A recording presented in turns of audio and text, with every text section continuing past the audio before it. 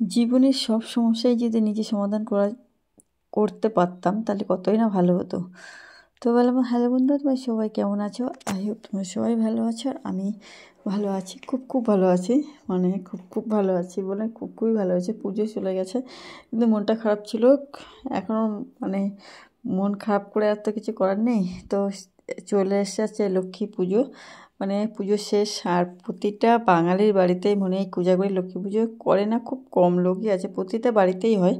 আর আমাদের এই আমি যেখানে থাকি আর কি, মোটামুটি এখানে না কোজাগরী লক্ষ্মী পুজো খুব মানে করেই না। মানে ওই যে মাঘী পূর্ণিমার লক্ষ্মী পুজোটা বেশি করে। আর আমি আজকে লক্ষ্মী পুজো মানে জানো তো, আমাদের বাড়ি থেকে যেগুলো দেখে এসে মানুষ তো দেখবে একটা বাচ্চা তার পারিবারিক শিক্ষা থাকে।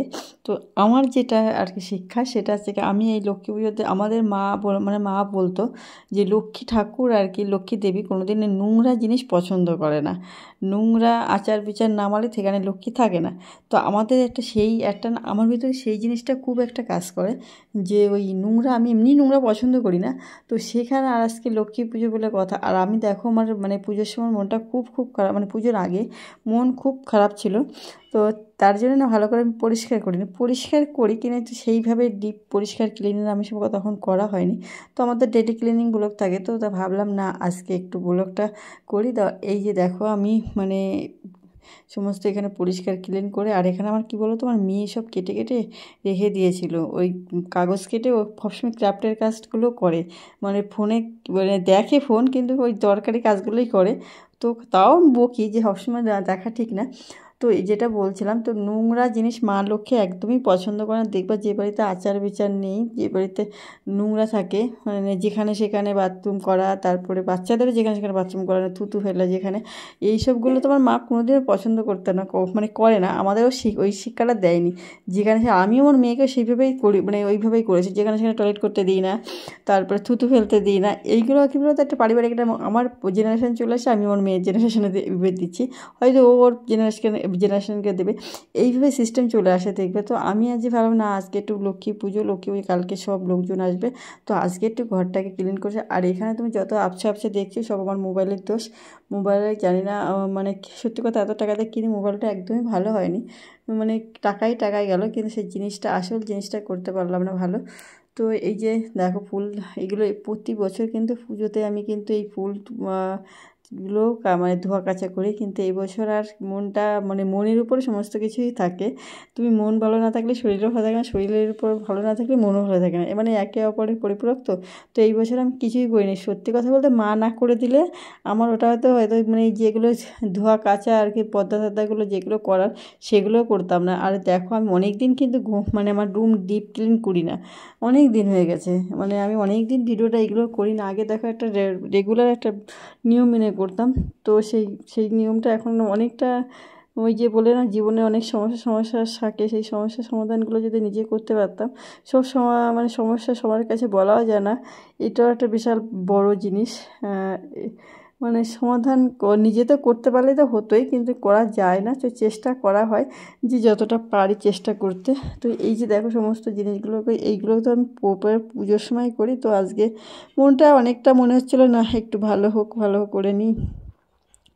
তারপরে হচ্ছে কি, তা এগুলো একটু করলাম, ভেবেছিলাম পুজোর মধ্যেই করবো। তো পুজো আবার একটা স্পেশাল দিন বলে কথা, সেখানে আবার পুজো করব, মানে মন এতটা খারাপ ছিল তখন যে কোনো কাজে মন লাগছিল না। তো ওই জন্য আর করিনি। আর এখন লক্ষ্মী পুজো বলে কথা, তো এই যে আর সব দিন আবার আমাদের ভিতরেও আমার মাও মানে সব দিন ঝুল ভাঙার ব্যাপার থাকে। তবুও তো আমি এখন অনেক কিছু মানি না, যে মা শিখিয়েছে যে এই দিন এদিক ঝুল ভাঙতে নেই, এই করতে নেই, তবুও আমি এইবারে করতে নেই। অমাবস্যা পূর্ণিমা এইগুলো অনেক কিছু করি, কিন্তু তবুও এখন যেগুলো আমার মনে হয় না এগুলো করা দরকার সেগুলো করি, যে এগুলো কুসংস্কার মনে হয় সেটা করি, আর যেগুলো মনে হয় না সেটা আর আমি আবার নিজের থেকেই করি। ওই জন্য আর অতটা করি না, গুরুত্ব দিই না। আর এই জিনিসটা আগে খুব কাজে লাগতো, এগুলো তো আমার সব মেয়ের ওষুধ যখন ছিল না, এটা 30 টাকা দিয়ে কিনেছিলাম, এখানে ওই হরেক মাল আসে না তার কাছ থেকে। তো এই জিনিসটা এবার ওষুধগুলো সব এখানের ভিতরে সব সাজিয়ে রাখতাম। তখন বাচ্চাবেলায় তো অনেক ওষুধ লাগতো, এখন টুকটাক ওষুধ রাখি। আর এখন কী বলতো, ওষুধ খুব একটা খাই না, আর দরকার ছোটোবেলায় খুব লাগতো। তো কোথায় রাখবো যেমন ওর সমস্ত জিনিস আলাদা করে রেখে যেমন রাখতাম, তেল ক্রিমগুলো আর আলাদা রাখা, আর ওষুধ আলাদা রাখা। তখন তো ওর ঘরটা এতটাও মানে এখন যে একটু মানে ঠিকঠাক আছে, তখন এতটা ঠিকঠাক ছিল না, তখন প্লাস্টার করা ছিল না আমার মেয়ে যখন হয়। তো সেই জন্য মানে সমস্ত জিনিস একটা আরও কেয়ারিং যত্ন করে রাখতাম, যাতে কোনো জিনিস বাচ্চার বলে কথা কোনো জিনিস কোনো নষ্ট না হয়। তো দেখো না সমস্ত জায়গাটা মানে এই পুতুলটা ছিল বলে একটু ঝুল পড়েছিল, সেটা আবার ভেঙে দিলাম, এটা হচ্ছে পরিষ্কার করে দিলাম। আর এইগুলো ভাবছি কি ফেলে দেবো। আর এটাকে আমার শাশুড়ি মাকে যেটা আমার মেয়ে এঁকেছে দেখো, বুঝতে পারছো, ওই যে একটাকে হাসি মুখ এঁকেছে, সূর্যদেবের যে হাসি মুখ ওটা এঁকেছে। ও যেখানে পায় আর কি কিছু না কিছু আঁকতে থাকে, ক্রাফট কিছু করতেই থাকে। তো আমি এটা ফেলে দিই না, যে আমি ভাবি এইসব জিনিস যেন কাজে লাগে। তো আজকে সঙ্গে টুকটাকি জিনিসগুলো আমরা অনেক সময় ফেলে দিই, দেখো এই জিনিসটা আমার আজকে কাজেই লেগে গেল। তো কাপড়ের ভিতর ছিল ওই কাগজটা, সেই কাগজটাকে এখন আমি কাজে লাগিয়ে দিতে পারলাম। এটা আর আমি যদি ডাইরেক্ট রাখি না, ওখানে ছোপ মানে দাগ ঝোপ পড়ে যেতে পারে। আর এইটুকুনি অর্ধেকটা অনেকটা ছোটো হয়ে মানে কিছুটা অল্প ছোটো হয়ে, সেটাই আবার এখানে দিয়ে দিলাম যেখানে ডবল ফুল আর ফাঁকাটা মেকআপ হয়ে গেল। তো ওই জন্য আমি টুকটাক জিনিসগুলো অনেক কিছু ফেলে দিই না, কিন্তু আমি মানে ওই বাড়িতে বেশি ফেলতাম। আমার মা যখন ঘর পরিষ্কার করতো না, মা খুব বকতো। আমার মা প্রতিটা জিনিস মানে টুকিটাকি জিনিসও তুলে রাখে। আর আমার খুব বকাবকি করতো, মানে কাগজপত্র যদি আমি পড়াশোনা জানি কোন কাগজটা দরকার, কোনটা রাখার দরকার আমি সব জানি। সেইটা যেটা যে ফেলে দেওয়ার জিনিস সেটাই ফেলেই দিই। ঘর বন্ধ করে রাখে, ঘর নোংরা করা আর কিছু না। তো এই জন্য আমি সমস্ত জিনিস আগে করতাম। তো দেখো না সমস্ত কিছু ফুলগুলো করে দিয়ে সাজিয়ে রেখে দিচ্ছি। আর এটা ভাজি কি ওষুধগুলো যেগুলো ওষুধগুলো লাগবে, মানে এখন এই মাঝে শরীর খারাপ হয়ে সেই ওষুধগুলো এখনও রয়েছে। আর এখন তো আমি ওষুধের সমস্ত নামটামগুলো মোটামুটি জানি, কোন ওষুধটা কী কাজে লাগে মোটামুটি সব জানি, সব কিছু জানি না, মোটামুটি সেইগুলো রেখে দিলাম। এটাও এখনও কাজে লাগে, যে কোনো জিনিসই ফেললা না, যেটা তুমি ঘরে বলে না ভাঙাগুলো ও ছাই ফেলতে লাগে, ওরকম একটা ব্যাপার। সমস্ত জিনিস কাজে লাগে, কিন্তু যে বেশি কাজে লাগাতে গেলে না ঘর বাড়ি এবার নোংরা হয়ে যায়। তখন আবার এইগুলো কিছু যে কি ওর স্কিন কিনেছিল, কোনো কাজ হয় না আমার স্কিনে। তো সেই জন্য আর পেজে ফেলে দিচ্ছে এখন, আর রাখবো না। ব্যাগটা খুব কার্যকরী, তাই ব্যাগটা রেখে দিচ্ছে। ব্যাগের ভেতরে মোটামুটি অনেক জিনিস রাখা যাবে। আর এই যে বই খাতাগুলো, এখানে পঞ্জিকাটা মাঝে মাঝে দেখতে তিথি নক্ষত্র, যেমন পূর্ণিমা কখন লাগবে, এটা ওটা কখন লাগবে। আর এই ক্যালেন্ডারও লাগে, মানে অনেকটা ইম্পর্টেন্ট জিনিসগুলো আমি দাগিয়ে রাখি। মানে এই গ্যাস কবে ভরলাম, তারপরে মানে ওর পিরিয়ডের ডেটগুলো, এগুলো মানে সব দাগিয়ে রাখি। এই জন্য আমার এটাও লাগে। অনেক চাল কবে আসলো, ঠিক আছে, মানে একটা সুগৃহিণীর যে হিসাবগুলো যেগুলো রাখার দরকার, একটা ক্যালেন্ডার ওই জন্য দরকার হয়। তো সেই ক্যালেন্ডারে আমি এই যে রেখে দিচ্ছি। এতদিন এখানে ছিল, আমি দাগিয়ে তাই এখানে মানে দাগিয়ে রাখছি। দুধ কবে নেওয়া হলো, চাল কবে আসলো, গ্যাস কবে ভরলাম, এই টুকিটাকি জিনিসগুলো সব রেখে এই যে দাগিয়ে রাখি। তার পাশে লিখে রাখি এই যে চাল এই ডেটে আসলো, গ্যাস, এরকম করে মানে টুকিটি নিজের সংসারে নিজের ছোটো ছোটো জিনিসগুলো না রাখলে না খুব ভালো হয়। তাহলে আমাদের বোঝা যায়, কারণ আমাদের নর্মাল সব পরিবার। তো ওই জন্য আমি কত দিনে কী খরচা হচ্ছে, আর গ্যাসটা কতদিন যাচ্ছে বা চালটা কতদিন যাচ্ছে, হ্যাঁ এইরকম একটা ব্যাপার থাকে। এই জন্য আমি এগুলো করে রাখি, মানে আমার সুবিধার্থে আমি এগুলো করি।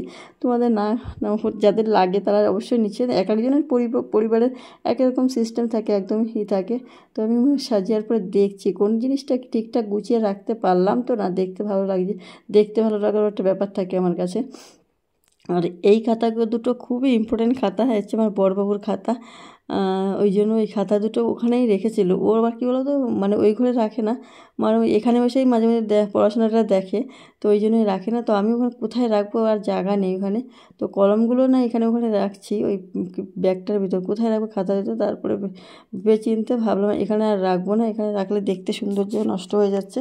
তো মোটামুটি ক্লিন করে নিলাম, পরিষ্কার পরিচ্ছন্ন যেগুলো রাখার সেইগুলো রাখলাম, টিলিপগুলো রেখে দিলাম।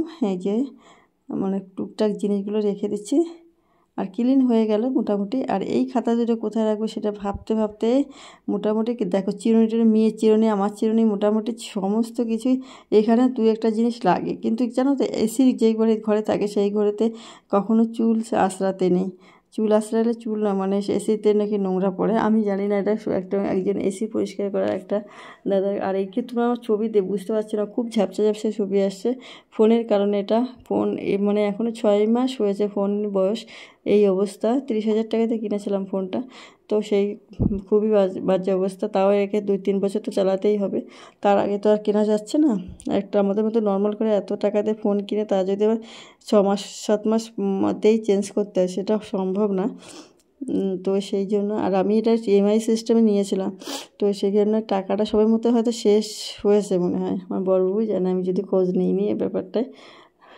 তো সেই জন্য আবার একটু পরিষ্কার টরিষ্কার করে নিচ্ছে। আর আজকে দেখো খাট টাট কিছুই ক্লিন করবো না, মোটামুটি যেটা করলাম। তো আর বলছিলাম ওই যে সমস্যা, প্রতিটা মানুষের জীবনে অনেক সমস্যা থাকে, অনেক সেই সমস্যাগুলো যদি আমরা নিজেরাই সলভ করতে পারতাম না, খুব ভালো। কিন্তু কিন্তু কিছু সমস্যা নিজেরা করা যায়, কিন্তু কিছু সমস্যা আছে যেগুলো আমাদের হাতের থাকে না, হাতের বাইরে থাকে, সেগুলো আমরা চেষ্টা করলেও, শত চেষ্টা করলেও সেটা আমরা করতে পারি না। আমরা আমাদের শত চেষ্টা করি যে এটা সমাধান করব, কিন্তু সে কিছু কিছু সমস্যা সত্যিই সমাধান করা যায় না। কিন্তু আমি যেমন চেষ্টা, আমার জীবনে অনেক সমস্যা প্রতিটা মানুষের থাকে, কম বেশি থাকে, কিন্তু সেই সমস্যাগুলো সবার সঙ্গে শেয়ারও করা যায় না। অনেক মানে মেয়েদেরকে বিশেষ করে মুখ বুজে অনেক কিছু সহ্য করতে হয়। তো না, সবার ক্ষেত্রে না, এটা সবার ক্ষেত্রে প্রযোজ্য না, কিছু কিছু মেয়ের ক্ষেত্রে প্রযোজ্য।